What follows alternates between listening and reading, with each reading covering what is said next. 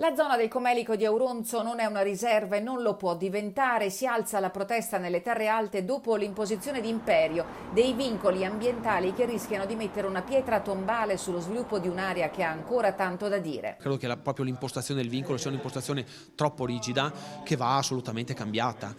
Stiamo facendo dei ragionamenti sia a livello di comprensorio, quindi della Valle del Comelico, che con Auronzo, che con la regione, con la provincia, per cercare di capire quali sono i metodi migliori per poter mitigare e cambiare drasticamente questo tipo di vincolo. Nel pomeriggio in Comelico si è svolta un'assemblea mirata alla costituzione di un comitato popolare istituzionale, perché è chiaro che dalla provincia di Belluno questa volta non c'è alcuna volontà di continuare a tenere chinato il capo a Roma. Ritengo gravissimo che questi vincoli siano stati imposti ai 6 comuni senza averli mai condivisi né con le amministrazioni comunali, con la cittadinanza, quindi imposti da Roma e da Venezia, dalla Sovrintendenza dei Beni Ambientali, dal Ministero dei Beni Culturali, da persone che non conoscono assolutamente cosa significhi vivere in montagna 365 giorni all'anno. Ciò che forse non è mai stato chiaro alla pianura, così come nei palazzi romani del potere, è cosa significhi vivere in montagna. Quella bellunese 10 anni fa insignita del massimo riconoscimento tributato da UNESCO non può essere considerato l'ultimo avamposto dello stivale, perché chi ha scelto di viverci in montagna l'ha fatto per amore delle proprie radici.